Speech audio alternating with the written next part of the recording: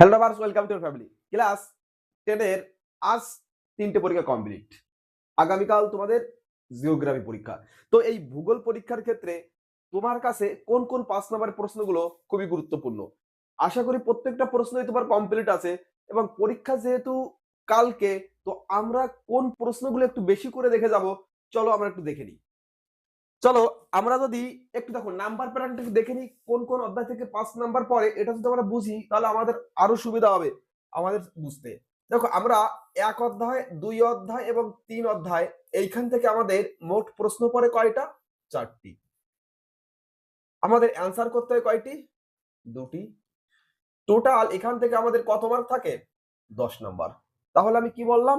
1, 2 এবং 3 অধ্যায় থেকে মোট আমাদের 4টি প্রশ্ন আসবে। সেক্ষেত্রে আমাদের 2টি প্রশ্নের অ্যান্সার করতে হবে। আমাদের মার্ক থাকবে কত? 10। দেখো, কেউ যদি মনে করো আমরা খুব সুন্দর করে যেকোনো 2টো অধ্যায় ভালো করে পড়বো, তাও কিন্তু তুমি অবশ্যই 2টি প্রশ্ন কমন পেতে পারো। এখন তোমরা যারা ইতিমধ্যে জিওগ্রাফিটা পড়ে নিয়েছো, তো যদি 3টে অধ্যায় পড়ে থাকো তো অবশ্যই ভালো। আর যদি তোমার কাছে মনে হয় যে না, আমার কাছে যেহেতু সময় কম, আমি যেকোনো 2টো অধ্যায় থেকে দাদা যে প্রশ্নগুলো দিয়েছো তুমি সেইগুলো পড়লে কি বাদবে? হ্যাঁ, অবশ্যই বাদবে। চলো এবার আমরা যদি দেখি, আমাদের আরেকটা অধ্যায় আছে কি? পঞ্চম অধ্যায়। তো এই পঞ্চম অধ্যায়ে আছে কি? ভারত। দেখো এই ভারতকে আমাদের 2টো ভাগে ভাগ করেছে, একটা হচ্ছে অর্থনৈতিক, একটা হচ্ছে প্রাকৃতিক। তো এই অর্থনৈতিক এবং প্রাকৃতিক ভূগোল থেকে মোট প্রশ্ন আসবে কয়টি? 4টি। এবং এখানে অ্যান্সার করতে হবে কয়টি? 2টি। এখানে ওই একই কথা, তোমার কাছে যদি মনে হয় যে শুধু প্রাকৃতিক ভূগোলটা ভালো করে পড়ে যাবে বা দেখে যাবে, তাহলে তুমি আশা করি প্রাকৃতিক ভূগোল থেকেও প্রশ্ন বাঁধবে। তো সেক্ষেত্রে একটু প্রশ্নটা বেশি পড়তে হবে। তো চলো দেখা যাক কোন কোন গুরুত্বপূর্ণ প্রশ্নগুলো তোমার জন্য আছে। তো চলো আমরা যদি দেখি, দেখো প্রথম অধ্যায় বহির্জাত প্রক্রিয়া ও সৃষ্ট ভূমিরূপ। দেখো এখান থেকে আমরা তোমার জন্য মোট প্রশ্ন রেখেছি 3টে। তো এর ভিতরে আছে, এখানে আছে কয়টা? 2টো প্রশ্ন আছে, যেমন নদী অথবা বায়ুর ক্ষয়কার্যের ফলে সৃষ্ট 3টি ভূমিরূপ সচিত্র বিবরণ দাও। আমি আশা রাখছি এই নদী, এই প্রশ্নটা তোমার জন্য খুবই গুরুত্বপূর্ণ এবছর। এই একটা প্রশ্নই আশা করি তোমার পরীক্ষায় আসতে চলছে। এবং তুমি যদি দেখো 2 নম্বরে যে প্রশ্নটা আছে, শুষ্ক অঞ্চলে বায়ু ও জলধারার মিলিত কার্যের ফলে সৃষ্ট ভূমিরূপের বিবরণ দাও। এবং 3 নম্বর আছে হিমবাহ ও জলধারার মিলিত কার্যের ফলে সৃষ্ট ভূমিরূপ। তো দেখো তুমি এইখান থেকে এই 1 নম্বর প্রশ্নটা যদি খুব সুন্দর করে পড়ে যাও, আমি আশা করছি এখান থেকেই তোমার প্রশ্নটা বেঁধে যাবে এবং তুমি 2 নম্বরের প্রশ্নটা একটু ভালো করে দেখে যাবে। তো চলো আমরা যদি দ্বিতীয় অধ্যায় দেখি, দেখো দ্বিতীয় অধ্যায়ে তোমাদের জন্য প্রশ্ন রাখা আছে মোট 4টে। প্রথম প্রশ্ন আছে বায়ুমণ্ডলের উষ্ণতার তারতম্যের কারণ লেখো, 5টি কারণ। দেখো এখানে খুব সুন্দর করে 5টা কারণ লিখবে এবং যদি চিত্র থাকে অবশ্যই চিত্র দেবে। চিত্র থাকে বলতে কি, অবশ্যই চিত্র আছে, তোমাকে অবশ্যই এখানে কি করতে হবে? চিত্র দিতে হবে। 2 নাম্বার প্রশ্ন, শৈলক্ষেপ বৃষ্টিপাত ও পরিচালনা বৃষ্টিপাত কিভাবে সংঘটিত হয়? অর্থাৎ বৃষ্টিপাতের শ্রেণী বিভাগ করো, যে কোনো 2টি বৃষ্টিপাত সম্পর্কে আলোচনা করো। এই প্রশ্নটা এবছর ভেরি ভেরি ইম্পর্টেন্ট তোমার জন্য। দেখো 3 নাম্বার আছে ভূমধ্য সাগরীয় বা ক্রান্তীয় মৌসুমী জলবায়ুর বৈশিষ্ট্য লেখো এবং বিশ্বব্যাপী বায়ুচাপ বলয়গুলির সঙ্গে নিয়ত বায়ুর সম্পর্ক কি? তো দেখো আমি যে প্রশ্নগুলো লাল কালার দিয়েছি, আশা করি এর ভিতর থেকে তোমার পরীক্ষায় প্রশ্ন বাঁধবে। তো দেখো এইখান থেকে দ্বিতীয় অধ্যায় থেকে অর্থাৎ বায়ুমণ্ডল থেকে আমরা যদি এই প্রথম 2টো প্রশ্ন দেখি এবং এগুলো যদি আমরা সাপোর্ট হিসাবে দেখে যাই, তাহলে আশা করছি তোমার অবশ্যই এখান থেকে পরীক্ষায় প্রশ্ন বাঁধবে। চলো আমরা যদি তৃতীয় অধ্যায় দেখি, যে দেখো তৃতীয় অধ্যায় থেকে তোমাদের জন্য প্রশ্ন রাখা আছে 3টে। তোমার কাছে দেখো এই যে 3 নাম্বার প্রশ্নটা, এই প্রশ্নটা সবার কাছে খুবই সুন্দরভাবে কমপ্লিট আছে।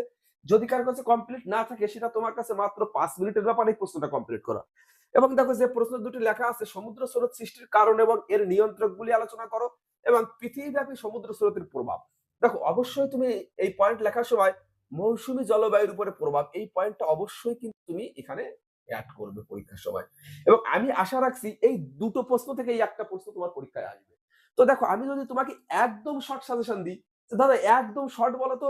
দেখো ভাই একদম শর্ট তো সম্ভব না, যেহেতু ইতিহাস পরীক্ষাটা তোমাদের তুলনামূলকভাবে একটু সহজ ছিল। তো সেক্ষেত্রে জিওগ্রাফিটা একটু ভালো করে দেখে যাওয়াটা আমার মনে হয় বুদ্ধিমাত্রার পরিচয় দেওয়া হবে। তো সেক্ষেত্রে আমরা এখানে দেখো এই 2টো প্রশ্ন অবশ্যই সুন্দর করে দেখে যাব এবং এখানে আমরা অবশ্যই এই প্রশ্নটা দেখে যাব এবং এই প্রশ্নটা দেখে যাব, এই 2টো প্রশ্ন এখানে দেখবো, তাহলে আমরা ওখানে দিলাম 2টো, এখানে 2টো, 4টে। এবং আমরা যদি প্রথম অধ্যায় দেখি, এখানে এই দুটো প্রশ্ন, নদী আর বায়ুর ক্ষয়কার্যের ফলে সৃষ্ট ভূমিরূপ, এই ৬টা প্রশ্ন যদি আমরা খুব সুন্দর করে কমপ্লিট করি, আমরা আশা রাখছি তুমি এখান থেকে ৪টি প্রশ্নের ভিতরে ২টি প্রশ্ন অবশ্যই কমন পাবে। তো সেক্ষেত্রে আমরা এখান থেকে কত ক্যারি করতে পারবো? ১০ মার্ক ক্যারি করতে পারবো। এবং আর ৫ নম্বরের প্রশ্ন যদি আমরা দেখি, দেখো আমাদের লাস্ট অধ্যায় আছে কি ভারত, সেখান থেকেও মোট ৪টি প্রশ্ন থাকবে এবং আমাদের ২টি প্রশ্নের উত্তর দিতে হবে। তো চলো দেখা যাক এইখানে কোন কোন প্রশ্ন আছে। দেখো আমি তোমাদের বলেছিলাম ভারতকে এখানে বিভাগ থেকে ২ টো ভাগে ভাগ করা আছে। একটা হচ্ছে প্রাকৃতিক, একটা হচ্ছে কি অর্থনৈতিক। প্রাকৃতিক থেকে যে প্রশ্নগুলো আছে, দেখো ভারতের পশ্চিম হিমালয়ে ভূপ্রকৃতির বিবরণ দাও দৈর্ঘ্য ও প্রস্থ বরাবর। অর্থাৎ দৈর্ঘ্য দেখো দৈর্ঘ্য ও প্রস্থ আশা করি দুটো একসঙ্গে দেবে না, যেকোনো একটা আসতে পারে। দেখো আবার বলেছে কি ভারতের পূর্ব ও পশ্চিম উপকূলের সমভূমির প্রাকৃতিক বৈশিষ্ট্য তুলনা করো, উত্তর ভারতের নদ নদী ও দক্ষিণ ভারতের নদ নদী তুলনা করো, এবং ভারতের জলবায়ুর মৌসুমী বায়ুর প্রভাব। দেখো এই দুটো প্রশ্ন তুমি খুব ভালো করে দেখে যেতে পারো। এবং এই ২ নম্বর প্রশ্নটা এখানে ইম্পর্টেন্ট আছে। তো এখানে তুমি এই ৩টে প্রশ্নই ভালো করে দেখতে পারো। তো এবং আমরা অর্থনৈতিক ভূগোল থেকে দেখো ইক্ষু, চা, কার্পাস অথবা কফি। দেখো আমার কাছে মনে হচ্ছে এবছর এই কফিটাই মানে চাটাই বেস্ট ইম্পর্টেন্ট, মোস্ট ইম্পর্টেন্ট চা। এবং এখানে কার্পাসটা অর্থাৎ দেখো আমরা এখান থেকে তো খুবই সহজে লিখতে পারি যে অর্থনৈতিক এবং প্রাকৃতিক পরিবেশ। এখানে কিন্তু একটু বোঝার বিষয় আছে যে আমার পরীক্ষায় যদি অর্থনৈতিক বললো নাকি প্রাকৃতিক বললো, এটা কিন্তু অবশ্যই দেখবে। যদি অনুকূল পরিবেশ চায় তাহলে আমাদের সবই লিখতে হবে, এবং শুধু প্রাকৃতিক পরিবেশ বললে প্রাকৃতিক পরিবেশ। আর দেখো আমরা যদি অর্থনৈতিক এবং প্রাকৃতিক দুটোই আমাদের অর্থনৈতিক পরিবেশ কিন্তু আমরা মোটামুটি সবাই লিখতে পারি। সবার ক্ষেত্রে কিন্তু অর্থনৈতিক পরিবেশটা আলাদা। এই নিয়ে আমাদের একটা একই এই নিয়ে আমাদের একটা ভিডিও আছে, কিন্তু তোমার যদি এখানে দেখো তাহলে আশা করি এই ইক্ষু, চা, কার্পাস এবং কফি এই ৪টে প্রশ্ন পড়তে তোমার বড় ৫ মিনিট লাগবে। তুমি যদি শুধুমাত্র কার জন্য অর্থাৎ প্রাকৃতিক পরিবেশটা মুখস্থ রাখতে পারো, কার জন্য কত পরিমাণে বৃষ্টিপাত দরকার, উষ্ণতা দরকার, কি মৃত্তিকায় ভালো হয়, তাহলে অর্থনৈতিক পরিবেশটা তোমার কাছে একদম সহজ হবে। কেননা আমরা সবাই জানি অর্থনৈতিক পরিবেশ সবার ক্ষেত্রে সেম। সুলভ শ্রমিক দরকার, সার প্রয়োগ, কীটনাশক প্রয়োগ। আমাদের এখানে অর্থাৎ যেখানে অর্থ দরকার, মূলধন, বাজার। তো দেখো এখানে ২ নাম্বার প্রশ্ন আছে পশ্চিম ভারতের কার্পাস বয়ন শিল্পের উন্নতির কারণ। ৩ দাগে যে প্রশ্নটা আছে পেস্টো রসায়ন শিল্পের কেন্দ্র ভবনের কারণ। ৪ দাগে পূর্ব মধ্য ভারতের লোহা ইস্পাত শিল্পের কেন্দ্র ভবনের কারণ। এটা ভেরি ভেরি ইম্পর্টেন্ট প্রশ্ন আছে তোমার জন্য। আমি আশা রাখছি যে দুটোই যদি কমন চাও তুমি ১ দাগ থেকে একটা পাবে, ৪ দাগের প্রশ্নটা পাবে। এবং ৫ ভারতের অসম জনবন্টনের কারণ বা জনঘনত্বের তারতম্যের কারণ। দেখো এখানে তোমার জন্য এই ৫টি প্রশ্ন রাখা আছে। এই প্রশ্নগুলো অবশ্যই তুমি সুন্দর করে দেখে যাবে। দেখো এখানে তোমার জন্য কত মার্ক ক্যারি করছে, টোটাল ২০ মার্ক। তো তুমি যদি এরকম আরো ভিডিও চাও, অর্থাৎ আমরা প্রত্যেকটা পার্ট বাই পার্ট দেখা যাচ্ছে যে ভিডিও দেওয়া আছে। তুমি এই যে পরীক্ষা, কালকে তোমাদের পরীক্ষা শেষ হবে ২টোর সময়, ৩টে ৩:৩০ ভিতরে বা ৩টের ভিতরেই তুমি তোমার সমাধান পেয়ে যাবে। তো অবশ্যই চোখ রাখো হ্যালো টপারসে এবং তোমাদের বন্ধুদের যুক্ত করো হ্যালো টপারসে। Thank you.